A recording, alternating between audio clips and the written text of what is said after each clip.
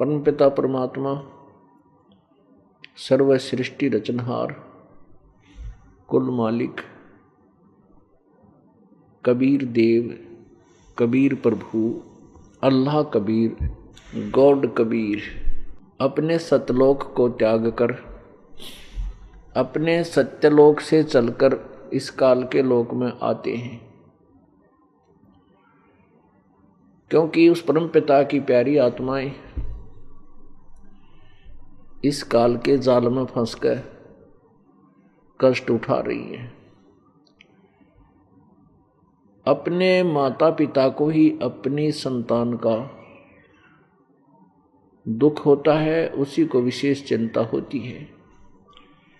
ठीक है, कोई निकटतम संबंधी होते हैं उनको भी दुख होता है, परंतु जो माता पिता को दुख होता है वो अन्य को नहीं हो सकता।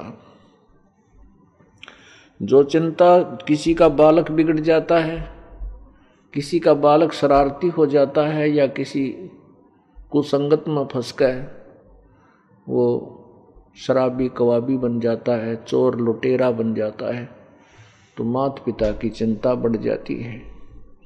उनका भरसक प्रयत्न रहता है किसी प्रकार भी मेरा बालक फिर से सुधर जाए और वापस आ जाए, अपना नेक नीति से रहे, तो वो अंतिम श्वास तक अपने पुत्र या पुत्री की यही चिंता बनाए रखता है कि परमात्मा किसी भी तरीके से ये बालक फिर से मेरे पास आ जाए। पुण्यात्माओं, हम कबीर परमेश्वर के बच्चे हैं। हम पूरे जितने भी प्राणी हैं, चींटी से लेकर हाथी तक, रंग से लेकर राजा तक, पूरी पृथ्वी अनंत, ये सभी ब्रह्मांडों में जितने भी प्राणी हैं, ये सभी हम एक परमात्मा कबीर जी के बच्चे हैं और वही हमारे लिए भटक रहे हैं। कबीर साहब कहते हैं, इस काल भगवान ने ऐसा अंधा बना दिया इस आत्मा को, ये मुझे नहीं पहचान पा रही। परमात्मा कहते हैं, मैं रोवत हूं सृष्टि को, सृष्टि रोवे मोहे, गरीबदास इस वियोग को समझ नहीं सकता कोई।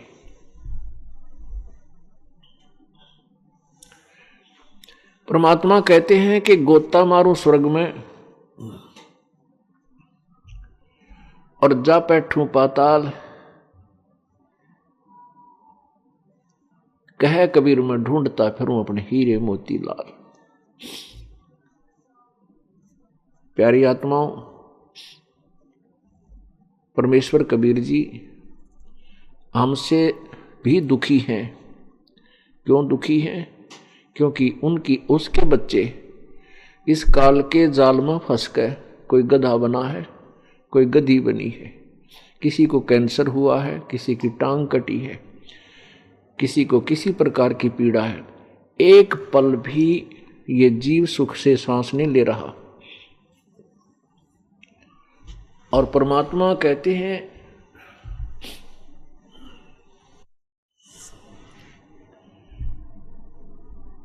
परमात्मा आकर बताते हैं कि जिस सुख को तू सुख मान रहा है, ये भोले प्राणी, ये सुख नहीं है। किसी के पास संतान है, जिसके पास संतान नहीं है, वो नो सोचा है कि संतान वाला बहुत सुखी, भगवान मुझे भी एक संतान दे दे। और जिसके पास संतान है तो उसके पास धन नहीं है, तो यूं सोचा है परमात्मा धनवान सुखी, मेरे पास कुछ संपत्ति हो जाए तो मेरा भी ठीक काम चल जाए, मैं सुखी हो जाऊं। पुण्यात्माओं, जिसके पास ये माया है उसकी स्थिति से आप परिचित हो जाइए। कभी कोई मित्र हो, कोई रिश्तेदार हो, उसके अंदर गहराई से जाइए। उसको सौंपने में भी सुख नहीं है जिसके पास संपत्ति और माया है। या तो कोई घर में बीमारी, या कोई फैक्ट्री या कंपनी में कोई ऐसा सिरदर्द पैदा रहेगा, रात में भी टेबलेट लेकर सोना पड़ेगा उसको, नींद की। और अन्य प्राणियों को, जो गरीब, जो दारिद्र हैं, जिनके पास धन नहीं है, उसको वो बहुत सुखी नजर आता है, क्योंकि बड़ी बड़ी कार के अंदर चल रहा है, हेलीकॉप्टरों में चलता है। अब सेठ ये सोचता है कि राजा लोग सुखी होंगे, क्योंकि जो अच्छे सेठ हैं, बड़ी फैक्ट्रियों के मालिक हैं, फिर वो राजनीति में हिस्सा लेते हैं इसी दृष्टिकोण से कि ये राजनेता और ये मंत्री, मुख्यमंत्री, प्रधानमंत्री बड़े सुखी होंगे, ये सुख है, ये सुखी हैं। यदि उसको उस संपत्ति और धन में सुख होता तो आगे कदम उठाने की जरूरत नहीं थी उसको। और मंत्री और मुख्यमंत्री, प्रधानमंत्री, ये महादुखी होते हैं, इनको सुख नाम की चीज नहीं है। परमात्मा यही बताना चाहते हैं। अब जैसे एक परिवार का छोटा सा मुखिया, छोटे से परिवार का मुखिया यानी पिता, 5-7 या जितने भी 4 सदस्य घर के होते हैं, उन्हीं की व्यवस्था करने में वो कितना परेशान रहता है। किसी का कोई बीमार हो गया, किसी की शादी आ गई, किसी का छूछक, किसी का दूसर है, को मकान बनाना है, किसी का देना है, किसी का लेना है।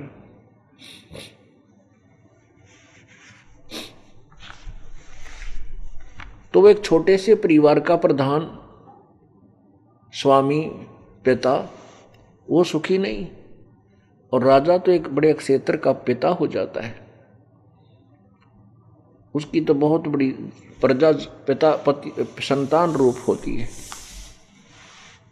तो वो स्वप्न में भी सुखी नहीं है। हाँ ठीक है, उसके सामने कर्मचारी अधिकारी सलूट मारते दिखे, जब चल आगे पाछे कई काफला गाड़ियों का चलता दिखा है, तो हमने ऐसा लगा है कि ये बहुत राजा बहुत सुखी। राजा स्वप्न में भी सुखी नहीं है, क्योंकि ये लोक सुख का नहीं है, या सुख नाम की चीज नहीं है।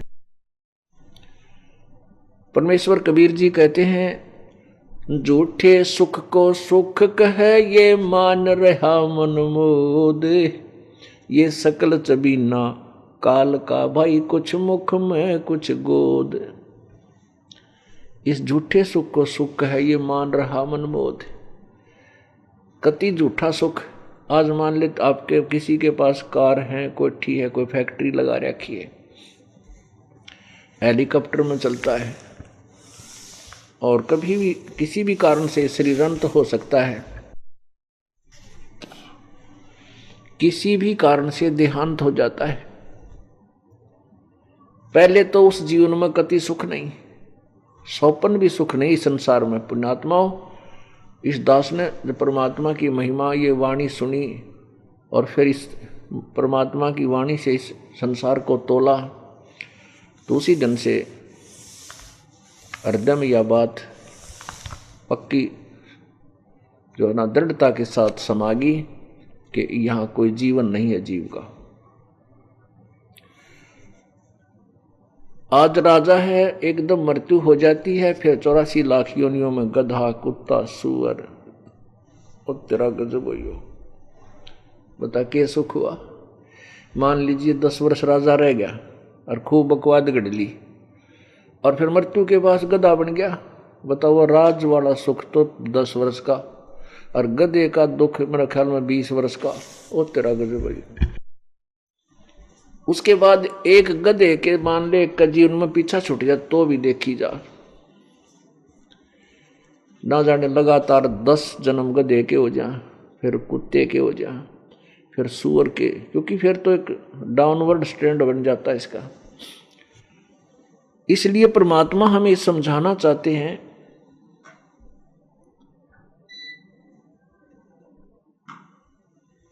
कि यहां कोई भी सुखी नहीं है। इस झूठे सुख को सुख है ये मान रहा मन मोद, ये सकल चबीना काल का कुछ मुख में कुछ गोद है। जैसे आप कल के सत्संग में सुना था आपने, परमात्मा कहते हैं कि ये काल जो है 1,00,000 मानव शरीरधारी प्राणियों को नित्य खाता है और 1,25,00,000 जीव मनुष्य उत्पन्न करता है।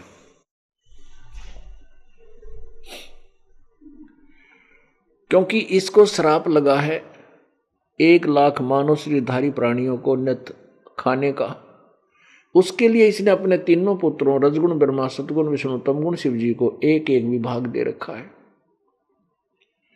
ब्रह्मा जी शरीर जीवों के शरीर पर उत्पन्न करने की प्रेरणा करता है, अर्थात उसके अंदर रजोगुण है। उस रजोगुण से प्रभावित होकर के ये प्राणी संतान उत्पत्ति करता है। जीव के बस की बात नहीं है। जैसे ब्रह्मा विष्णु महेश अपने लोक में रहते हैं, इनकी राजधानी है ऊपर के लोकों में, और उनके गुणों का जो प्रभाव है, उनकी जो रेंज है, उनकी अक्षमता जो है, उसका प्रभाव जो है, उसकी रेंज इन तीनों लोक, पृथ्वी लोक, पाताल लोक और स्वर्ग लोक में है। जीव के बस की बात नहीं है कि वो इन गुणों से प्रभावित ना हो। जब तक परमात्मा के इस सत्संग तत्व ज्ञान रूपी वचनों का एंटीबायोटिक ये कोर्स उपचार ना हो और परमात्मा की सत्य भक्ति जब तक जीव नहीं करेगा, तब तक ये प्रभाव निष्क्रिय नहीं हो सकता। तो जैसे कमरे में, मकान में 3 कमरे हों, 4 हों, और रसोई में छौंक लगा दिया मिर्चों का सब्जी में, और उसकी महक हवा के झोंके से उन पूरे परिवार में फैल जाती है, न पूरे घर में फैल जाती है। और जहां भी जो प्राणी बैठा है, घर का सदस्य, वो उसको छींक आनी शुरू हो जाती है। अब उसके बस की बात नहीं वो छींकों को रोक सके। इसी प्रकार इस काल भगवान ने अपने तीनों पुत्रों में एक एक गुण भर दिया। रजगुण ब्रह्मा बना दिया, सतगुण विष्णु बना दिया और तमगुण शिव जी को। इन तीनों की रेंज, इन तीनों का जो प्रभाव है और उनका जो अक्षमता है, उनकी रेंज है, इन तीनों लोकों में अपना पूरा काम कर रही है, जिसके प्रभाव से प्राणी संतान उत्पत्ति करता है। हर प्रत्येक प्राणी, चींटी है, चाहे हाथी है, मनुष्य है, कोई भी प्राणी है, ये उस रजोगुण के प्रभाव से और फिर रजोगुण के प्रभाव से यहाँ की संपत्ति आदि को संग्रह करने में लग जाता है। उसके बाद सतिथि जो है वो भगवान विष्णु का गुण है, सतोगुण। उसे सतिथि बनी रहती है, जैसे आपस में प्यार, मोह, ममता, संपत्ति में मोह, पति पत्नी का मोह, पुत्र अपनी संतान में मोह, माता पिता में मोह, मित्रों के अंदर लगाओ। तो ये जो आप यहाँ रोके रखने के लिए, यहाँ से मन ना हट जा, ये यहाँ से भागने की चेष्टा ना करे, इस करके यह सतिथि बनाने का गुण सतोगुण है, जो भगवान विष्णु के अंदर काल ने स्थापित कर रखा है। अर्थात विष्णु जी जो है सतगुण युक्त बना रखे हैं। और तीसरा गुण तमोगुण है, यह आपने पता है। तमोगुण में आके इंसान ना जाने के जुल्म कर डाला, कितने प्यारे मित्र का लठ मार दी थोड़ी सी बात पे। तो ये संहार करने की जो शक्ति यानी गुण है, ये भगवान शंकर में भर दी। तीनों से ये अपना काम चला रहा है, अपना आहार बनवा रहा है। इसलिए परमात्मा कहते हैं, झूठे सुख को सुख है ये मान रहा मनमोद, ये सकल चबीना काल का, भाई कुछ मुख में कुछ गोद। कुछ तो आज खा लिए 1,00,000, और जो शेष बचे हैं वो गोदी में हैं। गोदी का मीन है, उनको पाल पोस रहा है और फिर समय आने पर उनको खा लेगा। परमात्मा कहते हैं, हमने केवल सुख यहाँ ऐसा मान रखा है, जैसे एक व्यक्ति के 3 पुत्र थे, उसके 2 मर गए। एक व्यक्ति के 3 पुत्र थे, उसका 1 पुत्र मर गया, उसकी एक की मृत्यु हो गई। एक व्यक्ति का एक ही पुत्र था, उस एक की ही मृत्यु हो गई। अब जिसके 3 पुत्र थे और 2 की मृत्यु हो गई, उसको किसी ने समझाया, जैसे किसी के यहाँ मृत्यु हो जाती है, बहुत से कुल के लोग, मित्र, रिलेटिव आकर के उसको सांत्वना देते हैं। तो वहाँ बातें चलती हैं, कहते हैं भाई ये तो आप देखो, आपके तो एक तो बच गया, 2 लड़के मर गए। उस अमुक व्यक्ति का एक ही बेटा था और 20-22 वर्ष का होकर के वो मर गया। भाई यहाँ तो एक से एक दुखी है। तो जिसके 2 बेटे मर गए थे, मृत्यु हो गई थी 2 बेटों की, एक शेष था, उसने अपने दुख को हल्का कर लिया कि चोखा है भगवान, मेरे तो एक तो बच गया, उस बेचारे का एक भी नहीं बचा। यानी उसको उसके दुख से तुलना कर नहीं, बेटा यानी अपना जो साथ पुत्र, बेटी है या बेटा, पति है या पत्नी, जिसके साथ हम रहते हैं, तो बहुत गणाव है, टक्कर मार कर रोना पड़ता है। तो वो सुख मान लिया उस दुख को ही। पुण्यात्माओं, परमात्मा हमें जो बताना चाहता है, परमात्मा जहां हमारी बुद्धि को उठा करके सेट करना चाहता है, वहां करें पार पड़ेगी।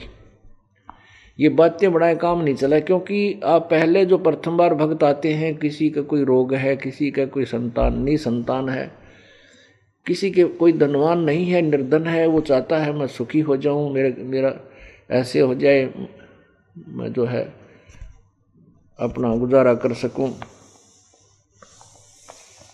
पुण्यात्माओं, परमात्मा सबसे पहले तो आपको जो आपके ऊपर आपत्ति है उसका निवारण करेगा। वो अपने कोटे से करेगा प्रथम, क्योंकि आपका सुख नहीं है, आपके भाग्य में नहीं है, आपके प्रारब्ध में वो सुख नहीं है, जिसकी वो वस्तु नहीं है जिसकी आपको अभाव है। तो पहले तो भगवान आपको वो वस्तु देगा, जैसे धन नहीं है तो आपको इसी बरकत करनी शुरू कर देगा, जो सच्चित मंत्र लग गया आपकी आत्मा खुश हो जाएगी और ऐसे सुख देगा कि आप सोच नहीं सकते। आप जो है ना गदगद हो जाओगे, ओहो ऐसा हो गया। तो फिर आपकी आस्था बनेगी, आपकी उमंग बनेगी, अब सत्संग में चलेंगे, आप 100 काम छोड़कर भी यहाँ आओगे। क्यों आओगे? क्योंकि आप वहाँ घर पर सारा दिन चीचड़ बने रहा करते, धंधा भी करते रहते हैं और लूट खसोट भी कर लेते, मन में खोट भी रखते थे, तो भी बरकत ना हुई। और अब परमात्मा के चरणों में आने से, क्योंकि यहाँ आने से फिर आपके पुण्य प्रारंभ हो जाते हैं। सत्संग में आने से, संत के दर्शन करने से, जहाँ से आप चले हो यहाँ तक आने का परमात्मा ने कहा एक कदम का फल कितना है, एक यज्ञ के तुल्य है। राजा लोग यज्ञ करा करते थे, करोड़ों रुपए, लाखों रुपए खर्च हो जाते थे एक यज्ञ में, एक समय के अनुष्ठान में। और परमात्मा ने कितनी आसान यज्ञ बता दी कि संत मिलन को चालिए तज माया अभिमान, और जो जो कदम आगे रखे सो यज्ञ समान। देखो, केवल यहां आने मात्र से लाभ नहीं है, यहां केवल आने मात्र से लाभ नहीं है, इसमें और भी एक वचन कहा प्रभु ने, संत मिलन को चालिए तज माया अभिमान। और फिर जो यहां आएगा, माया को, अपने किसी भी प्रकार का जो आपके अंदर घमंड है, अभिमान है, उसको त्याग दे और फिर यहां आओ एक बालक बनकर। जैसे विद्यालय में बच्चा जाता है, चाहे प्रधानमंत्री का हो, वहां वो स्टूडेंट ही होता है और वो अपने आप को विद्यार्थी ही मानता है, तभी वो पढ़ सकता है। यदि वहां प्रधानमंत्री का बेटा मान का है और वहां उन पर डांट मारे, टीचरों ने भी धमकावे, तो वो पढ़ नहीं सकता, वो फेल होगा और उसकी दुर्गति हो जाएगी। ऐसे ही आप जी जैसे डॉक्टर, किसी को भयंकर रोग हो गया और चाहे वो कितना बड़ा सेठ है, कितना बड़ा अधिकारी है, उसको डॉक्टर कह देते हैं, जैसे पहले वो प्राइवेट अपने पर्सनल डॉक्टरों से ट्रीटमेंट कराता है, वो फिर रेफर कर देते हैं कि आप वहाँ जाइए, वहाँ टेस्ट कराइए, हमारे पास इंस्ट्रूमेंट नहीं है। उसका अर्थ वो समझ जाता है कि तेरी बात बिगड़ ली, और वो डॉक्टर लोग भी कह देते हैं कि वहाँ जाइए, क्योंकि वो भी डॉक्टर MBBS हैं, अच्छे हैं, जो पहले सब ट्रीटमेंट उसका कर रहे थे और उसको लाभ हो रहा था। अब वो मना कर रहे हैं तो वो भी समझ जाता है कि बात बिगड़ चुकी है। फिर वो उस बड़े हॉस्पिटल में जाता है, वहाँ डॉक्टर लोगों की नज़र जो है ना, हर क्रिया पर उसकी नज़र रहती है। डॉक्टर लोग उसकी हर क्रिया को चेक करके देखते हैं, शरीर के बॉडी के अंग को, फिर आपस में बातें करते हैं, उसका नज़र रहती है कि ये क्या बात कर रहे हैं। फिर वो कहते हैं कि जाइए आप ये टेस्ट कराइए। उठ के चल पड़ता है। उस समय ये नहीं सोचता कि मैं कितना बड़ा सेठ हूँ या मैं बड़ा अधिकारी हूँ। उस समय वो अपने आप को एक रोगी समझता है और उसको अपनी मृत्यु स्पष्ट दिखाई देती है। तो उसको जहां लेटने को कहा जाता है वो तुरंत लेट जाता है, जो भी वस्त्र निकालने को कहा जाता है वो निकाल देता है। उस समय उसमें कोई नखरा नहीं होता। ठीक इसी प्रकार जब आप सत्संग में आते हो, आपके अंदर किसी प्रकार का भी नखरा नहीं होना चाहिए। आप एक ऐसे हॉस्पिटल में आए हो कि आपके जन्म मरण का रोग, जो दीर्घ रोग है, ये कटेगा, और आपके अन्य जो साधारण रोग हैं, संतान और संपत्ति और शारीरिक कष्ट, आध्यात्मिक कोई क्रियाएं जो के कारण जो दुखी है, तीन ताप, ये भी आपके साथ में कटेंगे। एक और होता है, ध्यान रखना इन बातों को जो दास आपको बता रहा है, ये टू दी पॉइंट बातें हैं। परमात्मा की प्राप्ति में ये आपके बिल्कुल 100% सहयोगी हैं, और एक भी नियम का पालन नहीं करोगे उतनी कमजोरी आप पर रह जाएगी। जैसे आपने उपदेश प्राप्त कर लिया, उपदेश प्राप्त कर लिया तो फिर परमात्मा, उपदेश का अर्थ हो गया कि आपने इस हॉस्पिटल में अपना जो है प्रवेश पा लिया, आप एडमिट हो गए इसमें। अब डॉक्टर ने देखना आपके रोग को किस प्रकार से सेट करना है। यदि ऑपरेशन करना पड़ेगा तो ऑपरेशन करेगा, यदि वैसे कोई इंजेक्शन या टेबलेट से काम चलेगा तो उसका ट्रीटमेंट ऐसे करेगा। यदि आपने रोग कटवाना है, यदि उस मरीज ने यानी बीमार ने, पेशेंट ने अपना रोग कटवाना है, तो डॉक्टर के ट्रीटमेंट में उसको कोई ऑब्जेक्शन नहीं होना चाहिए। ऑपरेशन के लिए कह रहा है, ऑपरेशन के लिए कोई ऑब्जेक्शन नहीं होना चाहिए, क्योंकि वो उसका और विकल्प नहीं रहा, तब ऑपरेशन के लिए बोलता है। तो रोग कटवाना है तो फिर ऑपरेशन भी करवाना ही पड़ेगा। इसी प्रकार पुण्यात्मा व परमात्मा के इस हॉस्पिटल में आगे, अब जो भी परमात्मा जैसा भी ट्रीटमेंट आपको दे, आपको किसी प्रकार की भी कोई पीड़ा महसूस होती है, आपको नो ऑब्जेक्शन होना चाहिए। अब जैसे आप सत्संग में आए और आप आज ही उपदेश लिया, रास्ते में आपकी किसी कारण से या घर जा कर के आप किसी कारण से दुर्घटनाग्रस्त हो गए और टांग टूट गई,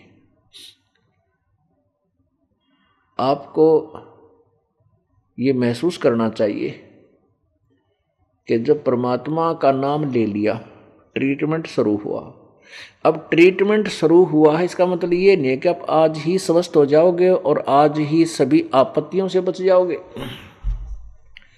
हाँ, इतना अवश्य होगा क्योंकि ट्रीटमेंट शुरू हो गया, आपका उपचार शुरू हो चुका है, आपको और हानि नहीं होगी।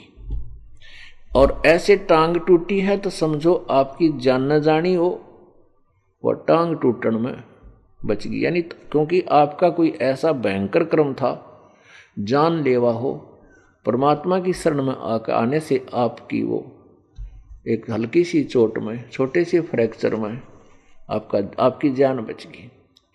डॉक्टर लोग ऐसा ही करते हैं। जैसे किसी की जान जानी हो, उसका जैसे कैंसर शुरू होगी पैर में, अंगूठे में, तो वो टांग काटेगा, चाहे घुटने मत काटनी पड़े, चाहे पिंडिया मत काटनी पड़े, और चाहे ऊपर जाकर जड़तें निकालनी पड़े, यदि वो जीवन चाहता है तो। ऐसे ही परमात्मा आपके, मान लीजिए आपने उपदेश ले लिया, और उपदेश लेते ही आप ये मत समझना कि हम भगत बन गए और हम सभी कुछ परमात्मा आज के बाद हमारा कांटा भी ना लगने दे, नहीं लगने देगा, कोशिश तो यही रहेगी प्रभु की। लेकिन हम उन सभी जो नियम हैं उन पर खरे नहीं उतर पाते। प्रारंभ में कोई न कोई मन में दोष खोट बना ही रहता है, अविश्वास भी रहता है।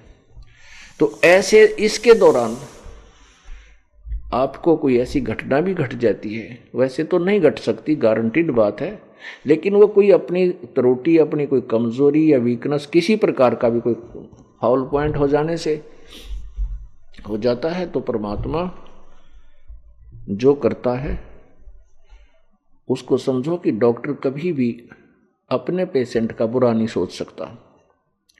तो जो छोटी मोटी हानि है उसको सहन करना पड़ेगा। लाभ कितना होगा आप गिनती नहीं कर सकोगे। तो इसलिए ये पॉइंट आपको इसलिए बताए जाते हैं कि आप भूल जाते हो कुछ दिनों में। आपको परमात्मा ने 4-5 कंटिन्यू सुख दे दिए और लगातार 2 दुख भी आगे किसी प्रकार के हल्के फुल्के। जब तक आप ज्ञान से पूर्ण परिचित नहीं होते तो आप डगमग हो जाओगे, आप परमात्मा के हॉस्पिटल से निकल जाओगे, फिर आपकी मौत होगी। जब ट्रीटमेंट चल रहा है और उसमें भी कुछ थोड़ी बहुत गड़बड़ हो रही है तो फिर, और ट्रीटमेंट बंद कर दिया तो फिर तो मौत है। इसलिए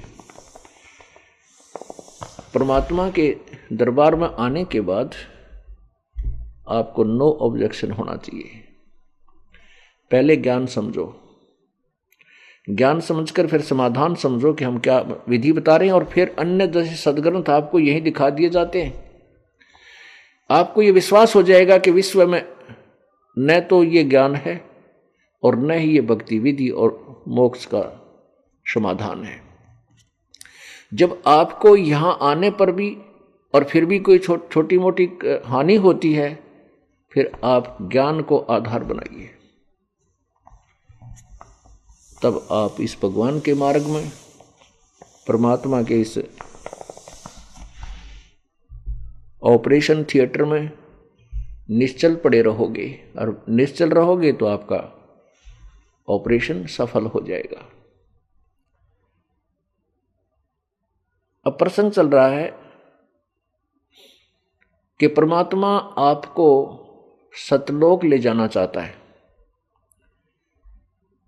और सत्यलोक में क्या सुख है पुण्यात्माओं? जैसे हम किसी गांव में रहे हैं और हम किसी दूसरे शहर में जाना चाहते हैं, वहाँ का व्यक्ति हमें बताता है कि वहाँ ऐसी सुविधाएं हैं, वहाँ ऐसा व्यापार है, ऐसी वहाँ पर कमाई है, तो हम चाहते हैं कि हम भी चले वहाँ पर। हम वहाँ की जो व्यवस्था है, वहाँ का जो हमारे को होने वाला लाभ है, उससे पूर्ण परिचित हो जाएंगे, तब हम अपने नगर को त्याग कर, वहाँ की संपत्ति को बेचकर उस दूसरे शहर में जाएंगे जहाँ हमें बहुत ज़्यादा बेनिफिट लाभ होना हो।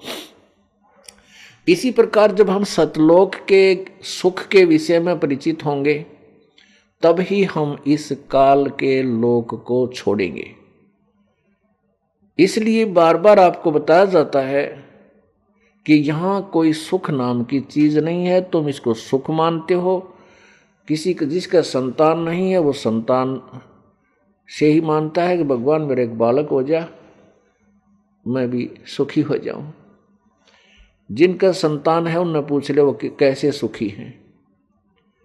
यहाँ आपको कम से कम 200 केस, 200 नहीं बल्कि 1000 ऐसे केस दिखा दूं जो कह बेटा पीटे बने, बुढ़िया कहे वो तेरा गजब हुई है, माँ का बेटा हाथ उठा दे उसको, तो एक राक्षस पैदा हो गया उसके। तो ऐसे बहुत घने दुखी हैं इस प्रकार से। लेकिन हम पूर्ण परमात्मा के सत्यलोक के सुख से अपरिचित हैं। अब पुण्यात्माओं, परमात्मा ये चाहता है कि ये प्यारी आत्मा मुझे पहचाने और इन प्यारी आत्माओं को, अपने बच्चों को मैं अपने घर ले जाऊं, वहाँ इनको कोई दुख नहीं। क्योंकि हम पहले सतलोक रहा करते थे, वहाँ हमें कोई कष्ट नहीं था, वहाँ हमारी मृत्यु नहीं होती थी, वहाँ कोई रोग नहीं था।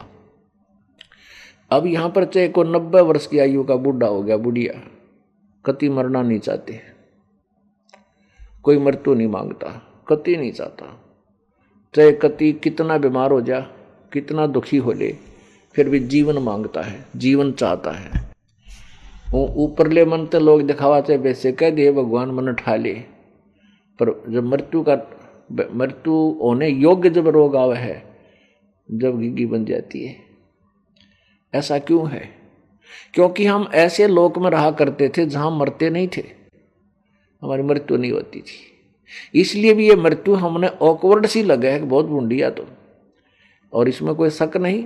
आज हम संपत्ति है, संतान है, और दिन रात उसी के जोड़न तोड़न में लग रहे हैं, हर कल मृत्यु हो जाए तो अपना है क्या? तो कोई भी यहाँ मृत्यु नहीं चाहता, मरना पक्का, मरना पड़ेगा, 2 दिन आगे पाछे मृत्यु होगी। ये तो यूनिवर्सल ट्रूथ है। लेकिन क्यों नहीं मरना चाहते? क्योंकि हम ऐसे लोक में से आए हैं कि हमने अमरते नहीं थे, ये भी मृत्यु हमने बढ़िया कोई ना लगती। कितनी उम्र का आदमी हो जाए, सोचा, और जैसे 90 वर्ष का हो गया तो इन्हों सोचा है, ये विचार करता है कि 100 वर्ष तक तो जीवन बना ही रहता है। अब कोई 100 वर्ष भी पूरे कर चुका है तो इन्हों सुना है कि पहले तो 150 वर्ष जी जाया करते थे, जीवित रहते थे, और तेरा गजब। और चाहे ऊपरले मन से नो कहें जाए भगवान मन ठा ले। एक बुढ़िया बीमार होगी और वो प्रतिदिन नो करे, भगवान की तुम्हारे गया मन ठावा भी कोई ना, ये मेरे नाम का तो भगवान और आवेगा, मन न ठाओगा, मेरी मृत्यु होगी। एक पोता था शरारती सा, वो अपने दूसरे भाई ने कहने लगा, आज दादी की परीक्षा लेते हैं। अब क्यों करें, अब मैं बताऊंगा। रात के समय अपना काला ऊपर काला हाथ मुंह कर लिया और 9 बांध लिए सींग से, लकड़ी के, को सींग ठा लिया कि तो बाहर तेने कमा, और ऊपर के नो टाठा मार लिया, रात में एक लंबा चमटा लठ ले लिया। नो बोला बुढ़िया हो ले त्यार, आज तेरी मौत आ गई है। बुढ़िया नो कहे, ए मन बख्श दे, तन मैं पाई ठाण दे, और देख ले को अगर मौत है, वो तेरा गजब हुई है। तब वो छोरा ने मुंह खोल दिया और दूसरा भाई बुला लिया, देख दादी ड्रामा कर रही थी। फिर वो लगी लड़ने, ढेड़ तने फूक दूं, मैं तुम्हें कह रही थी मैं डरू मरण तय, पहले तुरंत गियर बदल गई बुढ़िया। तो पुण्यात्माओं, यहाँ कोई मरना नहीं चाहता और मरना पक्का होगा। तो ऐसा क्यों है? क्योंकि हम ऐसे लोक से आए हैं जहां हमारी मृत्यु नहीं हुआ करती। वहां हमारा अजर अमर शरीर होगा, अजर, जिसमें बुढ़ापा नहीं आता।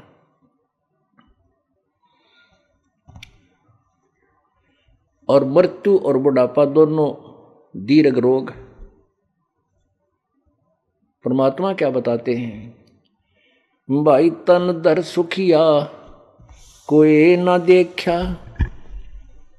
भाई तन दर सुखिया कोई ना देखा, जो देखा सो दुखिया हो, उदय अस्त की बात करते हैं, मन सबका किया विवेका हो, सबका किया विवेका हो। भाई घाटे बाधे सब जग दुखिया, के गृहस्थी बैरागी हो, घाटे बाधे सब जग दुखिया, क्या गृहस्थी बैरागी हो। सुखदेव ने दुख के डर से गर्भ में माया त्यागी हो, गर्भ में माया त्यागी हो, तंदर सुखिया कोई न देखा। जो देखा सो दुखिया हो, उदय अस्त की बात करते हैं, मन सबका किया विवेक का हो, सबका किया विवेक का हो। जंगम दुखिया योगी दुखिया, तपस्वी को दुख दूना हो। जंगम दुखिया योगी दुखिया, तपस्वी को दुख दूना हो। आशा तृष्णा सबको व्यापे, कोई मैल ना सुना हो, कोई मैल ना सुना हो। तंदर सुखिया कोई न देखा, जो देखा सो दुखिया हो।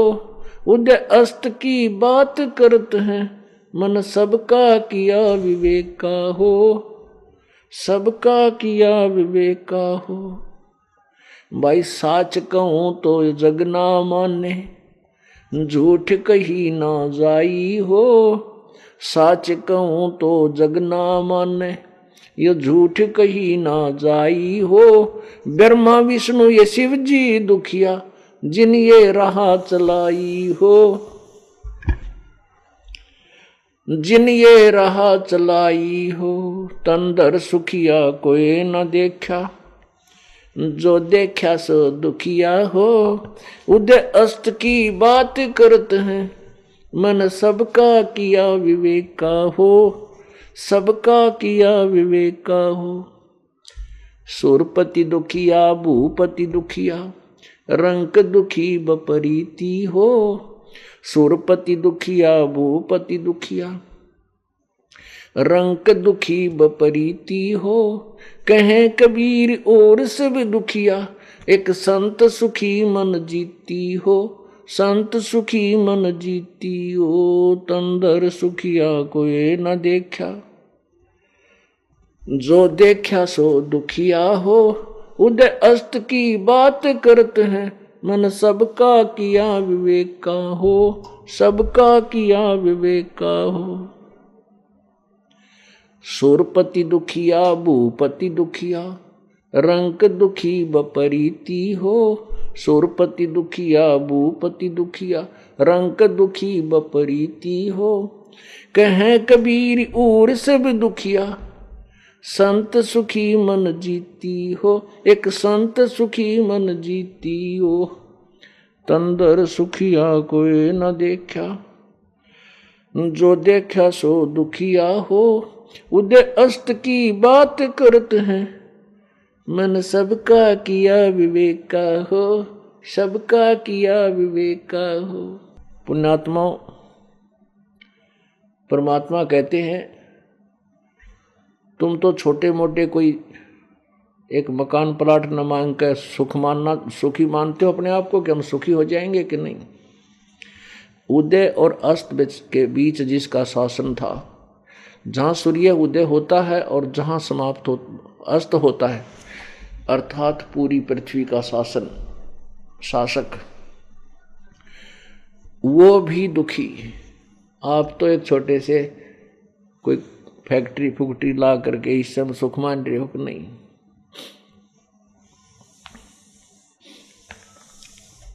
एक दिन एक पेपर में, अखबार समाचार पत्र में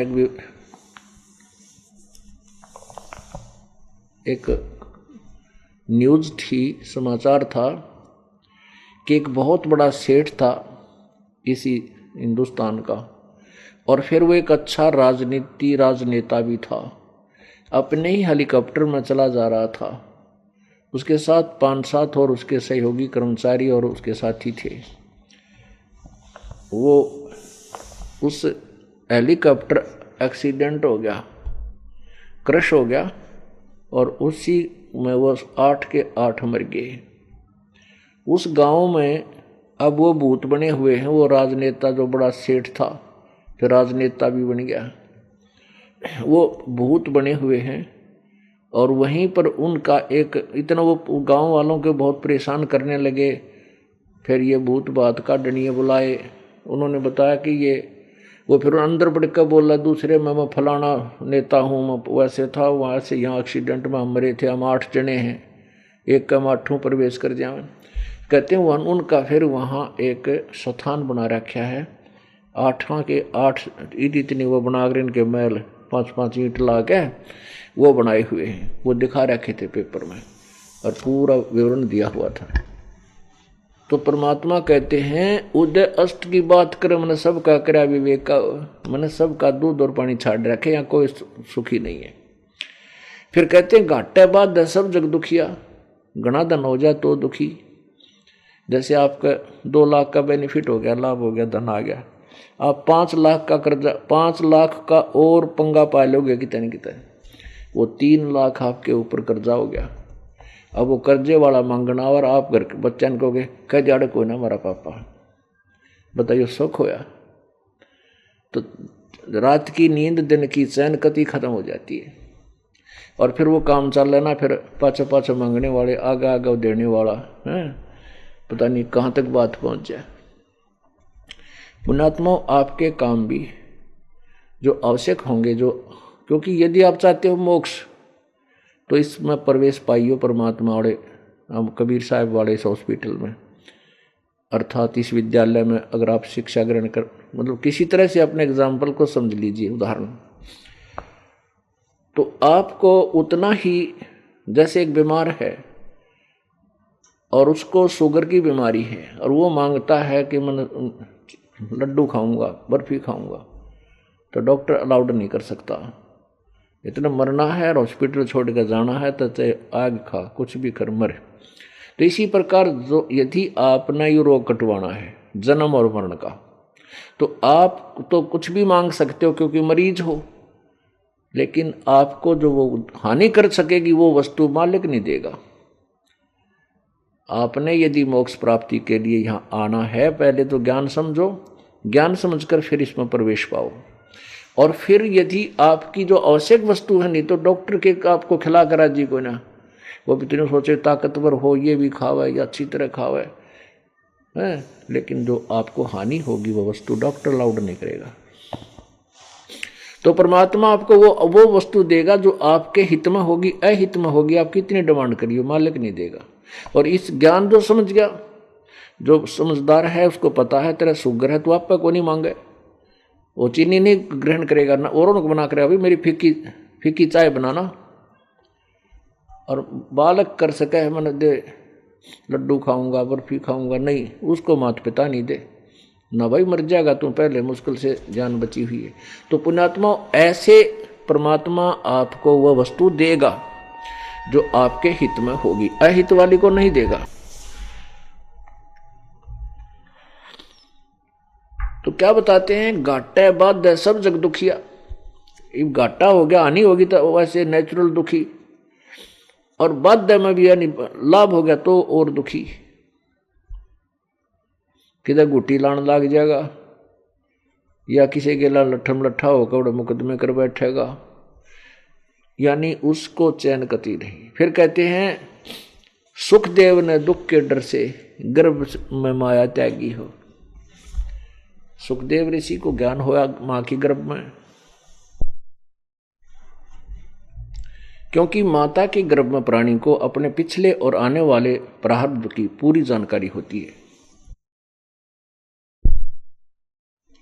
तो मां के पेट में ये प्राणी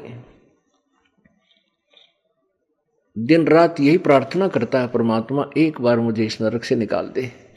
ये प्रभु पीछे मैंने बहुत गलतियां की हैं, आगे नहीं करूंगा।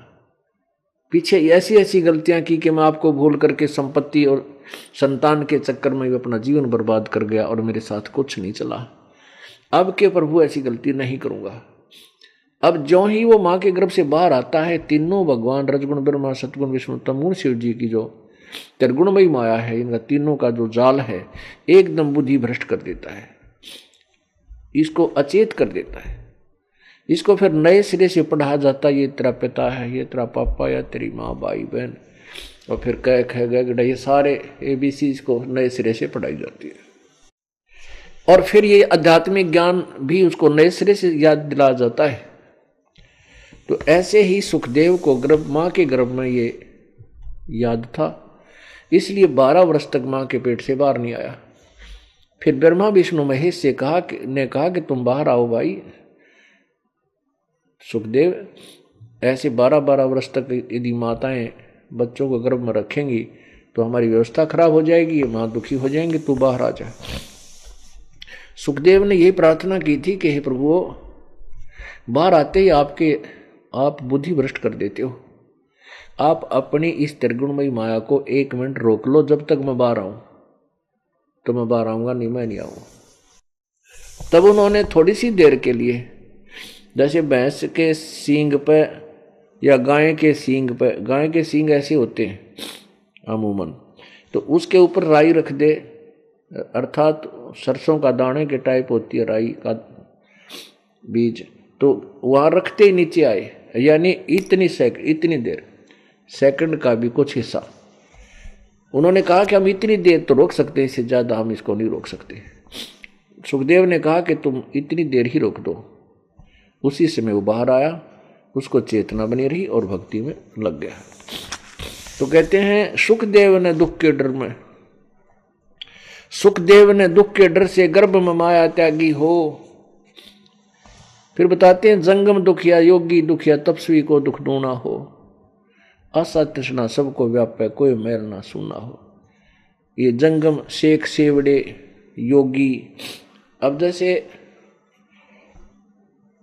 योग साधना करते हैं योगी, वैसे तो योग का अर्थ होता है परमात्मा प्राप्ति का प्रयत्न, उसको योग कहो भक्ति कहो। लेकिन हमने योग एक ऐसा रूटीन बन गया कि जो शारीरिक क्रियाओं के लिए हम क्रिया करते हैं, शारीरिक स्वास्थ्य के लिए प्राकृतिक क्रियाएं करते हैं, योग आसन, हम उसी को योगी कहने लगे। तो वो योगी दुखी, क्योंकि योग करने से, योगासन करना पाप नहीं कर सकते हैं, लेकिन केवल योग करने से मोक्ष नहीं, क्योंकि वो तो शारीरिक स्वास्थ्य में सहयोगी है, लेकिन मोक्ष तो नाम से होगा, भक्ति के करने से होगा। फिर कहते हैं तपस्वी को दुख दूना हो। अब तपस्वी पहले तो अपने शरीर को फूके, शरीर को पीड़ा देकर तप करता है, फिर अगले जन्म में वो राजा बन जाता है। राजा को चैन दिन रात नहीं होती, केवल घूटी शूटी लाकर अपना टाइम पास कर लेता है। माया मुया न जोड़े जागा, उसने भी लूट लो और यहाँ कोठी बना दो। ये कितने राजा हो कमर के जब किसी के पास चोरने साथ गई होता है, और आज देख लो कितना उसका कितना नामो निशान हो। तो ये स्थान ना तो संग्रह करके धरने का, और ये भूल जाओ कि आप मान ले किसी का लूट खसोट करके धन जोड़ कर धर गए, और एक ऐसी निकम्मा बेटा पैदा हो जाएगा, उसने आते ही खराब कर देगा कि तब शराब पीएगा, कहीं राजनीति में हो जाएगा, वहाँ बर्बाद कर डालेगा, बैठा देगा। वो जो पाप करे थे वो तो आपके साथ गए, संपत्ति दे के गए थे, वो बच्चे ने साफ कर दी। वह संपत्ति साथ गई नहीं, लेकिन वो पाप साथ चले गए, और साथ में जो भक्ति ना की वो मनुष्य जीवन व्यर्थ किया, वो हानि आपके साथ गई। अब कहते हैं साच कहूं तो जग ना माने, झूठ कही ना जाई हो। ये ब्रह्मा विष्णु शिव जी दुखिया जिन ये राह चलाई हो। पर अब जैसे पवित्र हिंदू धर्म में जन्म होने के कारण हम ब्रह्मा विष्णु में इसको सुप्रीम पावर माना थी, यानी बहुत बड़ी शक्ति, समर्थ शक्ति, पूर्ण परमात्मा, सबके रचने वाले, इन्हीं को मानते थे। अब परमात्मा कहते हैं ये भी दुखी। विष्णु जी का इतिहास पढ़ लो विष्णु पुराण में।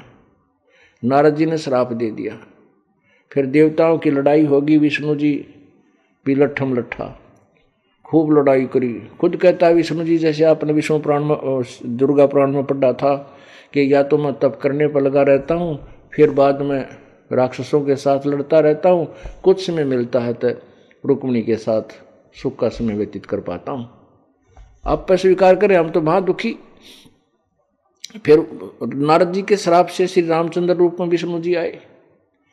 एक दिन भी जब सुख का गया हो तो उसका बचपन में वनवास हुआ, पिताजी का स्वर्गवास हुआ, उसके बाद सीता का अपहरण हुआ, रावण के साथ युद्ध हुआ, सीता जी को वापस ले आए।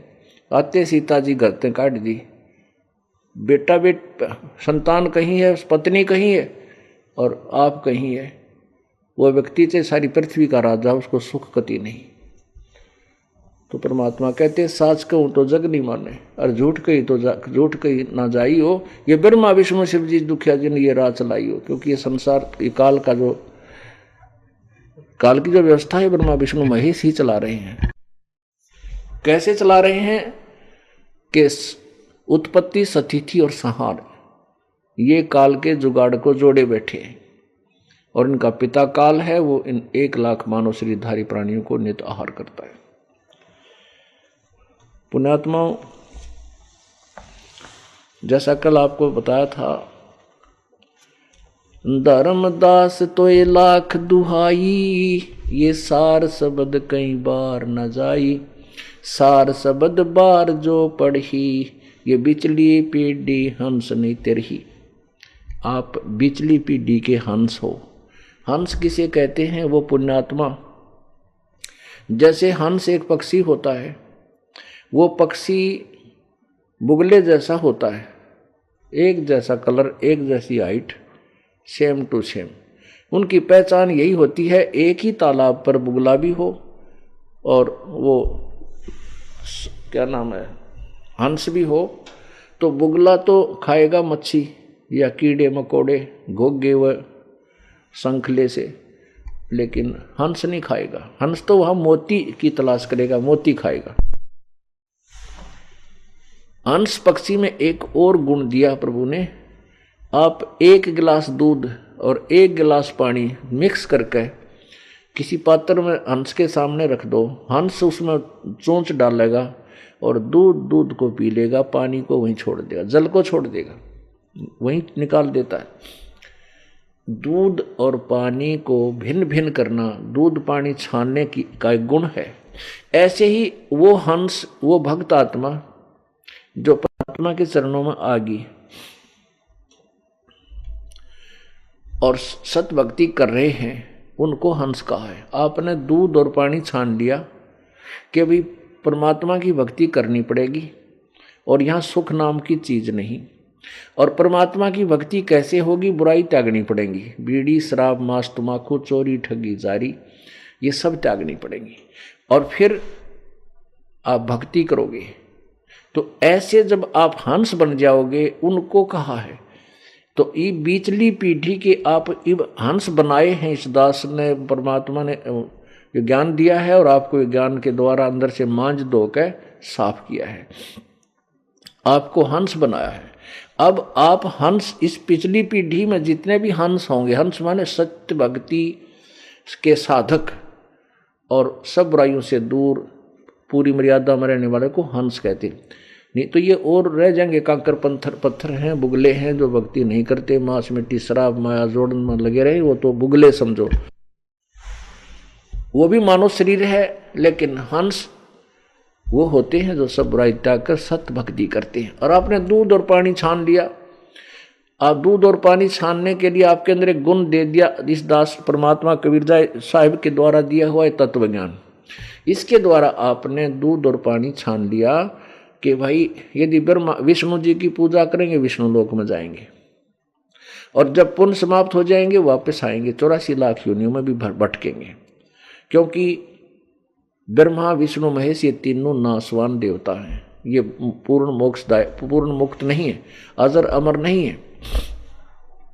यदि हम ब्रह्म साधना करते हैं, जो इनका पिता ज्योति निरंजन काल है जिसको ब्रह्म बोलते हैं, वो भी, उसकी भी मृत्यु होती है। गीता जी अध्याय नंबर 15 के श्लोक नंबर 16 में स्पष्ट किया है, क्षर पुरुष ये ब्रह्म है, अक्षर पुरुष ये परब्रह्म है, और इनके लोकों में जितने प्राणी हैं वो भी नासवान है और ये भी नासवान है।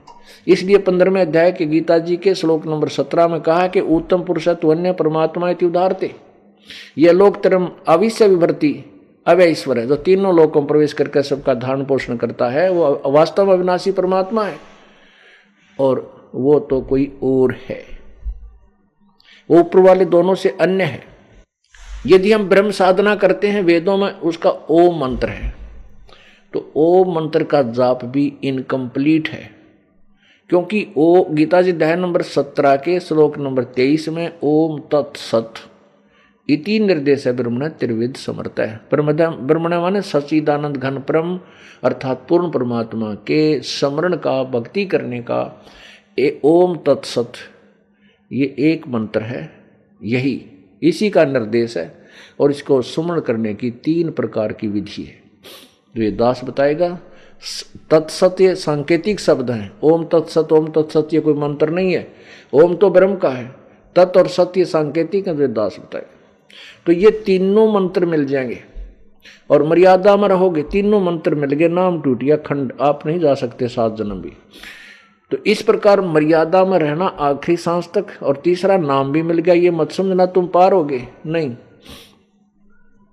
उसके बाद अधिक रुचि हो, अत्यधिक आप यहाँ परमात्मा के चरणों में आए, भक्ति करें, मर्यादा को ना अपने ज्ञान से नाम को खंड ना होने दें, तब आप पार होगे।